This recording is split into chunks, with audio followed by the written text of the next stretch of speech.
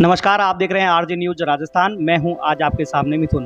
दोस्तों, जैसा कि आप सभी को पता है, हम अपने चैनल के माध्यम से एक एपिसोड चला रहे हैं जिसका नाम है शून्य से शिखर तक। हम ऐसे लोगों से मिलवाते हैं जिनसे आप इंस्पायर हो सके, उनकी मेहनत और लगन के माध्यम से उन्होंने जो मुकाम हासिल किया उनसे आप कुछ सीख ले सकें। उनकी कहानियों को, उनके अनुभवों को आप सीख कर अपने आप को भी एक अलग मुकाम तक पहुंचा सकते हैं। तो ऐसा ही एक और एपिसोड के साथ मैं आपके सामने हाजिर हुआ हूँ।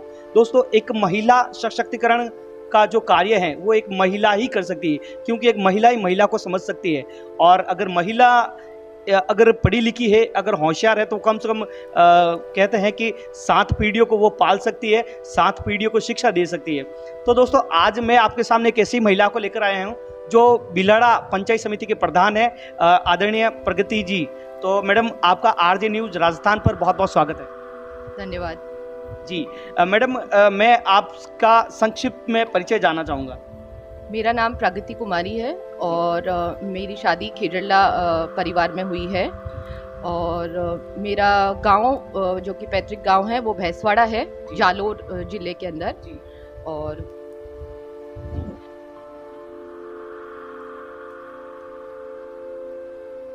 की शिक्षा शुरू से मतलब मेरे पेरेंट्स मुझे पढ़ाना चाह रहे थे और हमारे यहाँ पे वो भेदभाव नहीं था, क्योंकि सब बेटियां हमारे घर में पढ़ती हैं। और शुरू से मेरी बुआ भी पढ़ी लिखी हैं, मेरी दादी बुआ भी पढ़ी लिखी हैं। और मेरी शिक्षा हुई है Mayo college girls school Ajmer से, जो कि मतलब इंडिया की सबसे टॉप स्कूल में गिनी जाती है। और वो टॉप स्कूल में इसीलिए है क्योंकि वहाँ पे एक्चुअली जो एक्स्ट्रा करिकुलर एक्टिविटीज़ और सब है वो बहुत ही अच्छी हैं। तो मैडम, मैं जानना चाहूँगा कि स्कूल जाने से आपको क्या क्या फ़ायदे हुए थे उस स्कूल में जाने से। और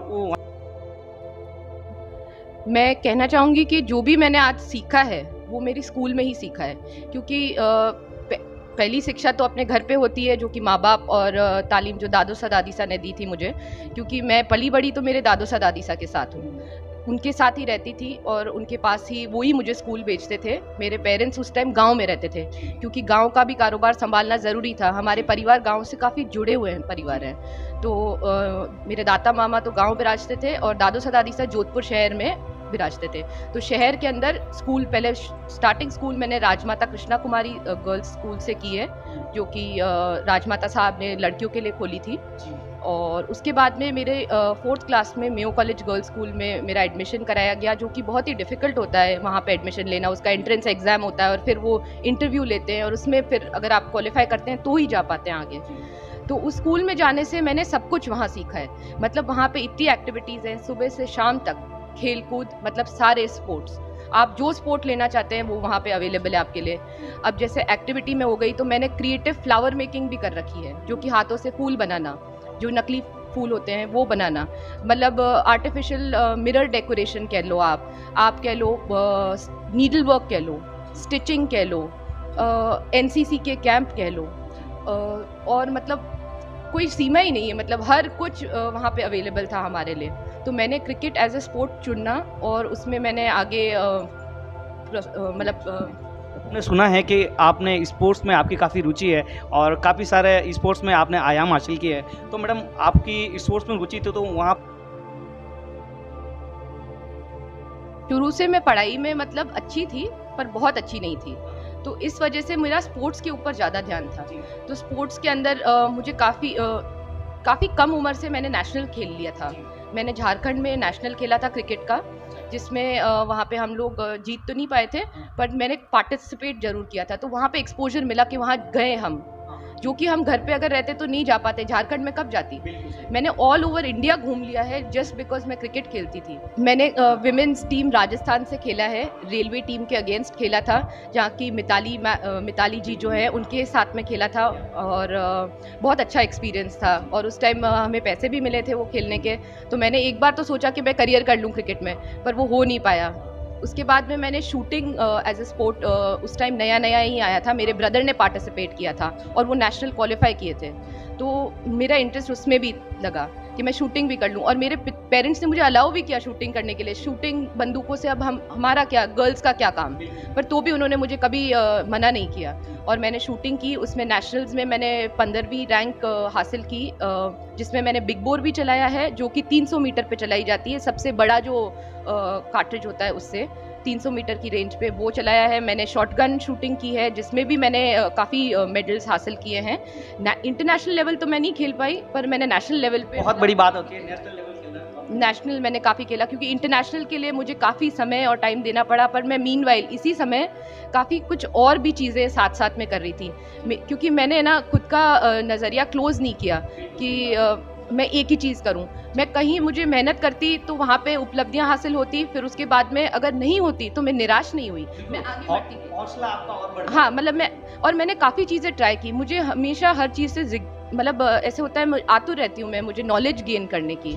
तो मैंने जैसे इंटीरियर डिज़ाइन की आफ्टर स्कूल, मैंने बॉम्बे के अंदर इंटीरियर डिज़ाइनिंग की, क्योंकि मेरे पेरेंट्स की होटल थी, और जैसे ही मेरी स्कूल ख़त्म हुई उन्होंने बोला अब आगे क्या करना है। फिर मैंने ओबरॉयज़ का एक मुझे शेफ़ बनना था, खाने बनाने का मुझे काफ़ी रुचि थी। तो मैंने वहाँ पे ओबरॉयज़ की इंटरव्यू दी और एग्ज़ामिनेशन दिया, जिसमें मेरा क्वालिफ़िकेशन भी हो गया, पर वो आगरा में थी और मेरे पेरेंट्स मुझे आगरा नहीं भेज पाए, तो इसी वजह से मैं वो नहीं कर पाई। पर तो भी मैं अभी भी खाना रोज़ पकाती हूँ घर पे सबकी तरह, और सब घर के काम भी करती हूँ। उसके साथ साथ मैंने कैफ़े खोलने की भी सोची थी, पर वो नहीं हो पाया, तो कोई बात नहीं। पर मेरे पेरेंट्स के होटल होने के कारण मैं इंटीरियर डिज़ाइनिंग में गई, और उसमें मैंने काफ़ी सीखा। मैंने उनके होटल के काफ़ी कमरे भी मतलब रेनोवेट किए और डिज़ाइन किए, उनको मदद की काफ़ी चीज़ में, क्योंकि मेरे पेरेंट्स खुद करते हैं, तो उनको काफ़ी मदद करी मैंने, जितनी भी मैं कर सकती थी उस समय। जी, बिल्कुल। मैडम का कहना है कि मैं कभी हारी नहीं और ना ही निराश हुई। हारती तो और हौसला बन जाता कि मैं इससे और ज़्यादा बेहतर करके दिखाऊंगी। तो कहने का मतलब है कि महिलाओं में अक्सर ऐसा होता है, लड़कियों में अक्सर ऐसा होता है कि किसी भी चीज़ से अगर वो निराश हो जाती है, अगर वो नहीं कर पाती है, तो वो निराश होकर अपने आप को दबा देती है, और अपने आप उनके अंदर जो टैलेंट होता है वो दब जाता है, और वो कहीं ना कहीं आगे जाकर हार का सामना करना पड़ता है उनको ज़िंदगी के अंदर। लेकिन मैडम का कहना है कि इस तरह के कभी भी अगर आप निराश ना हो, अपना हौसला बनाए रखें, और आप अगर मेहनत करेंगे आगे से आगे तो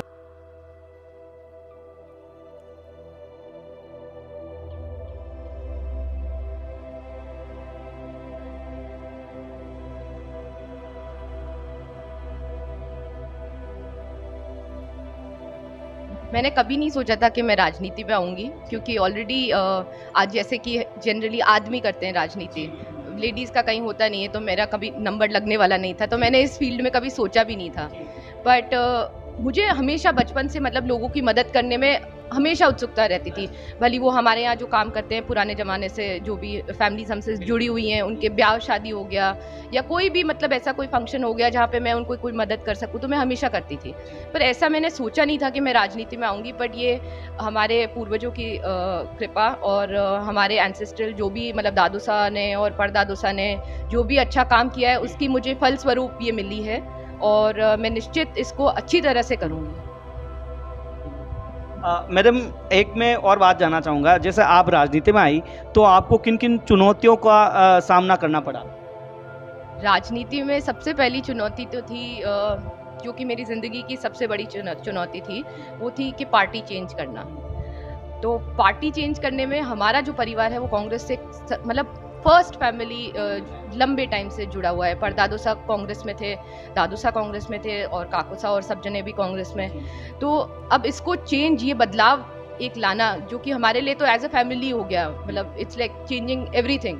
तो वो सबको एक कन्विंस करना मेरे लिए it was a very difficult time, and luckily सबने मुझे सपोर्ट किया, एंड अच्छा रिजल्ट आया, तो इस वजह से सब खुश हैं। तो ये एक अच्छी चीज़ है। मैडम, मैं ये जानना चाहूँगा कि आपके जीवन में सबसे ज़्यादा खुशी का पल कौन सा रहा कि इस समय मुझे सबसे ज़्यादा खुशी मिलती? मेरे जीवन में अब मैं डिस्क्राइब तो नहीं कर सकती कि खुशी का, क्योंकि मैं बिलीव करती हूँ छोटी छोटी खुशियों में। मतलब जब भी दिन में अगर कोई अच्छा एक भी काम हो जाए तो मुझे खुशी होती है। अगर मैं किसी की मदद कर लूँ, कोई नीडी है जिसको मतलब सीरियसली कोई मतलब बीमार है, या उसका हॉस्पिटल में एडमिट नहीं हो पा रहे हैं, और एक फ़ोन से अगर वो उनका हो जाता है कुछ काम, तो मुझे उस चीज़ में भी बहुत खुशी मिलती है। तो मतलब छोटी चीज़ें, मतलब ज़िंदगी में जैसे जब मेरे बच्चा हुआ तो वो भी एक खुशी का क्षण था, मेरी शादी हुई वो भी एक खुशी का क्षण था, जब मैंने कोई भी उपलब्धि हासिल की, जैसे प्रधान बने, तो वो भी एक खुशी। तो वो मेरे लिए सभी ये जो छोटे छोटे पल होते हैं वो उस मोमेंट के लिए तो सबसे ज़्यादा खुशी का पल होता है। जैसे मैंने नेशनल में क्वालिफाई जब किया तो वो एक बहुत बड़ा मेरे लिए पल था। और ये छोटी छोटी चीज़ें इंजॉय करते हैं तो क्या है कि ज़िंदगी में आगे बढ़ पाते हैं। और इंसान को खुश रहना भी चाहिए। हाँ, बहुत ज़रूरी है, क्योंकि आपको मोटिवेशन देता है वो। मतलब आज दिन में ज़रूरी नहीं है कि हर दिन कोई बहुत बड़ा खुशी का पल आए, पर आपकी एक छोटी सी खुशी, अगर खाना अच्छा बना है तो वो भी मेरे लिए खुशी का क्षण है। मैडम मैं ये जानना चाहूँगा, जैसे अभी हमने कई बार आपको देखा है महिलाओं के बीच आप जाती रहती हैं, महिला सशक्तिकरण के अगर कहीं पर कैंप चलते हैं तो वहाँ उनका जाकर आप मोटिवेशन भी करती हैं। तो महिला सशक्तिकरण के में आप क्या क्या प्रयास कर रही हैं, इसके बारे में आप हमें थोड़ा विस्तार से बताएं। देखिए, अब जैसे एक छोटी सी बात मैं आपको बताऊंगी। जो भी अपने सभाएं होती हैं वहाँ पे जनरली आदमी होते हैं, तो वहाँ पे जाना एक अच्छी बात है, पर उसके अलावा मैं महिलाओं को कहाँ मिल सकती हूँ, हर घर तो जाना पॉसिबल नहीं है। तो अब ये जो कैंप लगते हैं, जैसे राजीविका हो गया, वहाँ पे बहुत सारी महिलाएं एक साथ में इकट्ठी होती हैं। जैसे कोई पूजा या ऐसा काम हो गया जहाँ पे हम भक्ति का कोई हो गया, संगीत हो गया, वहाँ पे महिलाओं से मिलना हो जाता है। तो ऐसी जगह मैं कभी भी छोड़ती ही नहीं हूँ। ऐसी जगह पे मैं जाना हमेशा, मतलब मैं जाती ही जाती हूँ। काफ़ी जगह मतलब मेरे हस्बैंड भी जाते हैं जहाँ पे आदमियों का काम होता है, जहाँ पे मेरा ज़्यादा काम नहीं होता है, तो वहाँ पे वो ज़रूर मुझे मदद तो करते ही हैं। ऐसा नहीं है कि हर जगह मैं अकेली ही कर पाऊँगी, क्योंकि ना ताली दोनों हाथ से बजती है, एक हाथ से नहीं। तो इस वजह से मैं महिलाओं के जनरली ये जो कैंप होते हैं जहाँ पे मतलब 30-40 जने साथ में होते हैं, तो वहाँ पे जाके मैं उनको मोटिवेट करती हूँ कि आप खुद निर्भर बने। मतलब रादर देन सेइंग कि हमें इक्वालिटी चाहिए, हमें वो इक्वालिटी दिखानी पड़ेगी। वैसे मेरी सोच में तो महिलाएं काफ़ी आगे हैं आदमियों से, तो इसमें इक्वालिटी हमें मांगने की ज़रूरत ही नहीं है। तो ये सबसे बड़ा जो छोटे छोटे समूह होते हैं लेडीज़ के, उनको प्रोत्साहन देना कि आप खुद की आमदनी स्टार्ट कीजिए घर में, क्योंकि एक बार वो कमाने लगती हैं, आत्मनिर्भर बनती है, तो वो बहुत कुछ कर सकती हैं, सब कुछ खुद के हाथ में आ जाता है। तो ये चीज़ में मैं उनको काफ़ी मोटिवेट करती हूँ। मैं भी ये मानता हूँ मैडम कि एक जो महिला होती है वो इंसान से ज़्यादा मेहनत करती है, एक जेंट्स से ज़्यादा मेहनत करती है, क्योंकि वो घर गृहस्थी, अब जैसे आप घर गृहस्थी के काम ले लीजिए, कितने काम होते हैं दिन में, मतलब वो सारे काम की अगर आप गिनती लगा लें तो उसकी सैलरी महिला की, अगर सब आदमी महिलाओं को सैलरी देने लग जाए तो उनकी आधी से ज़्यादा सैलरी तो महिलाओं को देने में लग जाएगी। तो इसी वजह से मैं कहती हूँ कि महिला को खुद को खुश होना चाहिए कि वो जो कर रही हैं। जैसे आज मैं घर के कुछ भी काम करती हूँ तो मुझे उसकी वैल्यू पता है, एंड मुझे पता है कि मैं उसके लिए मेरा सब परिवार का सब कुछ सेव करके कर रही हूँ, तो इसमें मुझे खुशी होती है। मैं इसमें नीचा फील नहीं करती हूँ कि मैं सिर्फ घर का काम कर रही हूँ। पर इसके अलावा महिला खुद की बाउंड्री खुद बनाती है, ये एक बहुत बड़ी प्रॉब्लम है जो कि हमें आगे बढ़ना। जैसे माँ ही होती है जो बेटी को बोलती है बेटा मत जाओ बाहर, पढ़ाई मत करो, मतलब पिता कभी नहीं बोलते हैं। मतलब ये मैंने नोट किया है मेरी लाइफ में भी, और इन जनरल मैं देखती हूँ। तो महिलाओं को मैं ये समझाती हूँ कि आप थोड़ी सी बाउंड्रीज अपनी बढ़ाएं ताकि आप आगे बढ़ सकें। मतलब क्योंकि हम खुद को ही रोक लेते हैं, अब दूसरों को क्या ब्लेम करें, ये चीज़। मैं राजस्थान में भी मैडम, मैं कई गांव ऐसे, कई ढाणियाँ ऐसी है जहाँ तक लड़कियों ने आज तक स्कूल की दहलीज तक नहीं चढ़ी है। बिल्कुल उन्होंने स्कूल का जो कक्षा है, क्लास है, वो भी नहीं देखा है। तो आप ऐसे लोगों को क्या कहना चाहेंगी? अब ऐसे लोग तो कम ही हैं, मैं कहना चाहूँगी, बट अगर मुझे कोई ऐसा दिखता है तो मैं उन लोगों को हमेशा मतलब मोटिवेट करती हूँ कि देखो कहाँ पहुँच गए। मतलब कभी किसी ने सोचा ही नहीं था कि महिला मतलब इतना सब कुछ कर सकती है। मतलब जैसे मैं भी प्रधान बनी तो मुझे भी काफ़ी गर्व महसूस हुआ कि मैं महिला होके बनी हूँ, तो ये काफ़ी अच्छी चीज़ है। और उनको मोटिवेट, क्योंकि आप बाहर नहीं निकलेंगे तो कुछ नहीं कर पाएंगे। आपको अपनी कीमत खुद की पता होनी बहुत ज़रूरी है, और महिलाओं को स्पेशली, क्योंकि ना घर में महिला ही रोकती है, ये आप देख लेना कोई भी घर में, मतलब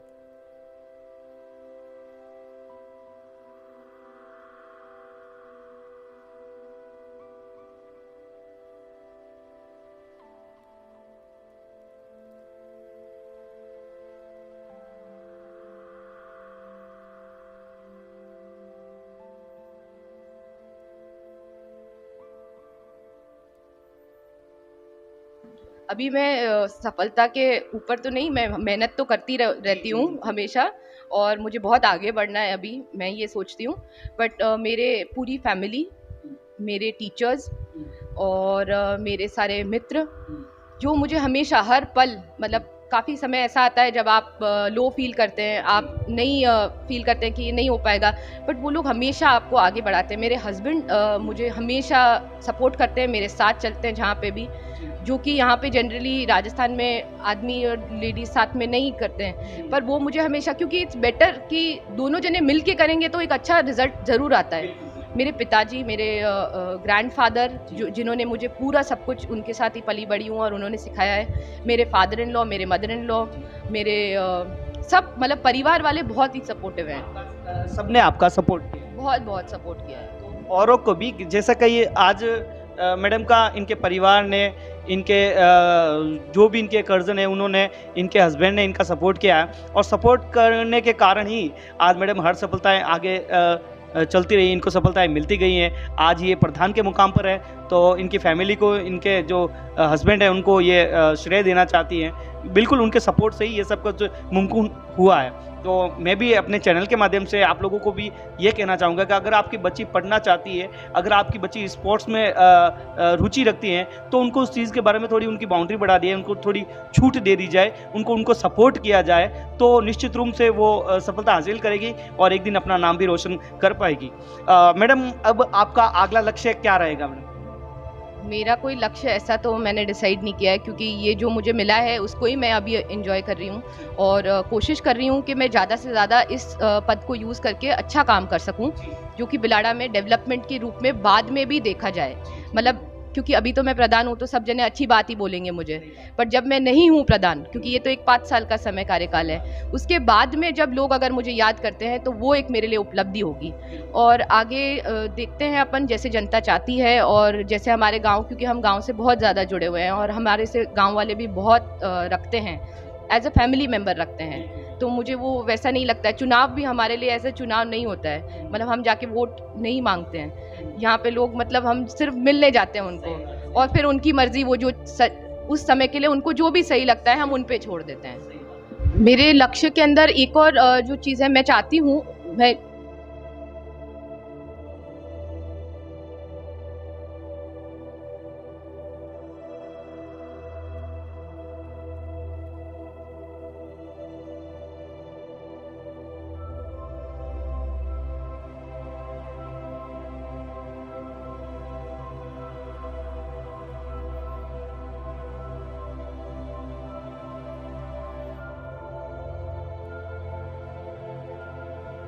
मैडम, एक लास्ट क्वेश्चन है हमारा, हमारे चैनल के माध्यम से महिलाओं को क्या संदेश देना चाहेंगी मैडम? मैं सारी महिलाओं को ये संदेश देना चाहती हूँ कि अब महिला बहुत ही एक शक्ति का स्वरूप मानती हूँ मैं धार्मिक भी बहुत हूँ, और हर काम हम कर सकते हैं, तो इसमें हमें पीछे देखने की कोई ज़रूरत ही नहीं है। छोटी मोटी डिफ़िकल्टीज़ लाइफ में हमेशा, हर वक्त, हर जने की आती है, भली वो महिला हो या पुरुष हो, तो हमें बहुत आगे बढ़ना है। और एक तो घर से बाहर निकलना, एक्सपोजर होना बहुत ज़रूरी है, तो आप अपने बच्चों को घुमाएं फिराएं, पढ़ाई लिखाई, ये सब चीज़ें देखने से भी काफ़ी सीखने को मिलता है। ज़रूरी नहीं है कि हम हर चीज़ कर लें, पर उसकी अगर हमें नॉलेज हो तो वो कहाँ लाइफ में इम्प्लीमेंट हो जाए आपको पता नहीं, कभी समझ में नहीं आता है आपको, मतलब लाइफ आपको कहाँ से कहाँ ले जाती है, 2 मिनट में भी चेंजेस आ जाते हैं। तो ये मेरे साथ प्रैक्टिकली हुआ है, और मैंने काफ़ी लाइफ में जो एक्सपीरियंस किया था, जो मेरे पेरेंट्स ने मुझे बचपन में सिखाया था, वो आज मैं इम्प्लीमेंट कर पा रही हूँ। मुझे नॉलेज है रीति रिवाज, कस्टम्स की, तो गांव वालों से मेरा कनेक्शन ज़्यादा है, क्योंकि मुझे हर तीज त्यौहार पता है, क्योंकि हम हमारे यहाँ करते थे, तो वो लोग गांव वाले देखते हैं कि अरे ये तो इतने इंग्लिश बोलते हैं और ऐसे करते हैं, तो इनको कैसे पता होगा। मुझे घाघरे उड़ने पहनना आता है, घूमर नाच आता है, सब कुछ, मतलब हर चीज़ सीखना उसकी जगह पे बहुत ज़रूरी है। संस्कृति से जुड़े रहना और उसको आगे से चलकर अपने आप को साबित करना, ये दोनों ही चीज़ें बड़ी अलग चीज़ है मैडम। कई बार क्या होता है कि अगर जैसे अपने गाँव में आज भी चलता रहता है, पर्दा चलती रहती है, तो उस पर्दा में महिलाएं अपने आप को साबित नहीं कर पाती है, लेकिन संस्कृति को साथ में लेकर चलना और अपना आपको साबित करना, ये आपसे बहुत। अब ये पर्दा प्रथा एक बहुत ही चुनौती थी मेरे लिए भी, कि मैं कहाँ घूंघट करूँ कहाँ नहीं करूँ, क्योंकि घूंघट होता है गांव में, वो लोग पसंद करते हैं, बट मैं सोचती हूँ कि जिस जगह पे ज़रूरी है वहाँ पे मैं भी करती हूँ। पर अगर मुझे किसी से बात करनी है, अगर मैं किसी से सीधे बात कर रही हूँ, तो वो घूंघट में करके क्या डिफ़िकल्टी, शर्म तो आँख में होनी चाहिए, घूंघट से शर्म नहीं दर्शाई जाती है। तो ये एक मैंने खुद ने करा है चेंज मेरे लाइफ में, जो कि मैं घूंघट नहीं करती हूँ हर जगह जहाँ पे मैं बात करती हूँ या कोई मीटिंग में होती हूँ तो मैं नहीं करती हूँ। पर अगर मेरे गांव में होती हूँ, जो कि खिजरला है, जो मेरा ससुराल है, तो यहाँ पे मैं कहीं अगर गाड़ी में जा रही हूँ तो मैं घूंघट रखती हूँ और आई होप मैं ज़िंदगी भर कायम रख सकूँ इस चीज़ को। बिल्कुल, महिलाएं घूंघट रखे ना रखे उससे कोई औचित्य नहीं है, शर्म तो आपकी आंखों में होनी चाहिए, लेकिन आपकी जो काबिलियत है, आपकी जो मेहनत है, वो बिल्कुल लोगों के सामने आनी चाहिए। ज़रूरी है, वो बहुत ज़रूरी है। अगर आप कुछ कर रहे हैं तो उसमें अगर घूंघट आपके आड़े आ रहा है तो उसे मत कीजिए। अगर कोई भी बड़ी चीज़ आप हासिल करने जा रहे हैं और उसमें कोई छोटी मोटी डिफ़िकल्टीज़ हैं, जो कि अपने रीति रिवाज हो गए, अगर उसमें छोटा मोटा फेरबदल, तो अब रीति रिवाज किसने बनाए? हमने बनाए, और वो समय के हिसाब से बदलने भी चाहिए। पर मैं ये नहीं कह रही हूँ कि संस्कृति मत भूलिए, संस्कृति बहुत ही ज़रूरी है। एक बड़ों का मान सम्मान करना, कोई भी बुजुर्ग हो, आजकल ये सब चीज़ें अपने कम हो रही हैं। राजस्थान, जो कि एक बहुत ही, मैं मानती हूँ कि हिंदुस्तान में राजस्थान एक ऐसा प्रदेश है जिसमें कि बहुत, मतलब पूरा हार्ट ऑफ इंडिया है, जहाँ पे सब कल्चर देखने ही आते हैं। यहाँ पे और तो क्या है, सब जने कल्चर देखने आते हैं, वरना रेगिस्तान में क्यों आएंगे लोग बाग? यहाँ का कल्चर इतना, मतलब बहुत ही सुंदर तरीके से, और लोग कितने अच्छे हैं। अगर आप पूछते हैं यहाँ का रास्ता पूछते हैं तो लोग बोलते हैं कि चलिए मैं छोड़ देते हैं। आपको दिल्ली बॉम्बे में ये नहीं मिलेगा, दूसरे प्रदेशों में ऐसा नहीं मिलेगा। तो लोग बहुत ही यहाँ के, एक तो मीठी भाषा, जो कि अपनी मारवाड़ी है, मैं हमेशा मारवाड़ी में ही बात करूँ, पर आज आपने हिंदी में इंटरव्यू कराया है, पर मारवाड़ी भाषा जाननी, आप किन्हों भी बात करो, मैं मारवाड़ी में बात करूँ तो पाछो हिंदी में जवाब दे, मैं क्यों आप हिंदी क्यों बोल रहे हैं, अपन मारवाड़ी बोलनी चाहिए, इतनी मीठी भाषा है। और लोग बाग तो मारवाड़ ने पूजे, मतलब मारवाड़ी तो मतलब पूरी दुनिया रे मायने प्रसिद्ध है, सब वो बड़ा बिजनेसमैन सब मारवाड़ी है। तो आप मारवाड़ी भाषा, मारवाड़ी चीज़ा, मतलब जाने हर छोटी चीज़ ने आपने नहीं मैंने चेरिश करनी चाहिए। यूँ मतलब बाजरी वेगी तो बाजरी, मतलब मैं तो चेरिश करूँ, अब मतलब आउट ऑफ कॉन्टेक्स्ट है, पर मतलब हर छोटी चीज़ जो अटे वे विने आपने बहुत ज़्यादा एक as a gift from God लेना चाहिए। अब पानी री कमी अटे एक दिक्कत है अपने, बट विने भी आपने मतलब एक अच्छी तरह कि भाई आप अच्छी तरह विने लेवा, और मैं कोशिश करूँ कि आवा वाला समय में अच्छो कोई पानी रो सोर्स मिले राजस्थान ने, जिन्हों की आपने हमारे पानी मिल सके। मैडम बहुत अच्छा लगा आपसे, काफ़ी हमारे दर्शक को सीख लेंगे, हमारी जो महिलाएं हैं, जो महिला दर्शक जो देख रही हैं, वो आपसे भी सीख लेगी। आपके अनुभव, आपके द्वारा जो आपने जो आज तक के जो मुकाम हासिल किए हैं, उनसे वो ज़रूर सीख लेगी। और बहुत बहुत धन्यवाद आपका। मुझे बहुत अच्छा लगेगा अगर एक भी जना मेरी वजह से कुछ आगे बढ़े या खुद का कुछ अचीवमेंट करेगा, तो वो मेरे लिए एक सबसे बड़ी उपलब्धि की तरह होगी कि अगर मैं किसी को कुछ अच्छा दे पाऊँ तो हमेशा। और मैं एक और चीज़ बिलीव करती हूँ, आपको सबसे अच्छाइयाँ लेनी चाहिए, बुराइयाँ कभी नहीं लेनी चाहिए। नेगेटिव चीज़ें लेंगे तो अपन बहुत पीछे हट जाएंगे। हमेशा पॉजिटिव रहे, कोई भी चीज़ की गांठ नहीं बांधनी है, हमेशा आगे बढ़ता रहना है, और किसी का बुरा तो करना ही नहीं है कभी, क्योंकि वो कहीं ना कहीं आड़े आता ही है। और हम भी ये उम्मीद करेंगे कि बिलाड़ा पंचायत समिति की अगर कोई महिला, अगर कोई लड़की अगर कुछ करना चाहती है और उनके सामने कोई परेशानी आ रही है, तो बिल्कुल आप मैडम से कॉन्टेक्ट करें। मैं ज़रूर, मैं बहुत खुश होंगी अगर आप लोग मेरे पास आएंगे और मैं आपकी कोई भी छोटी सी भी मदद कर सकूं, भले वो छोटी से छोटी मदद क्यों ना हो, मैं बहुत खुशी महसूस करूंगी उसमें। Thank you madam. Thank you. ये थी बिलाड़ा प्रधान प्रगति देवी जी, जिन्होंने अपनी मेहनत और काबिलियत के दम पर आज प्रधान का जो पद है बिलाड़ा पंचायत समिति का वो हासिल किया है। इनकी क्वालिटी है इनके अंदर एक अजीब सी, ये हिंदी, इंग्लिश, मारवाड़ी सभी भाषाएं जानती है। इन्होंने नेशनल लेवल तक भी खेला है। तो मैं आशा करता हूं कि इनसे आप सीख लेंगे और इस तरीके का मेहनत और जज्बा अपने अंदर भी पैदा करेंगे। जय हिंद, जय भारत, जय राजस्थान।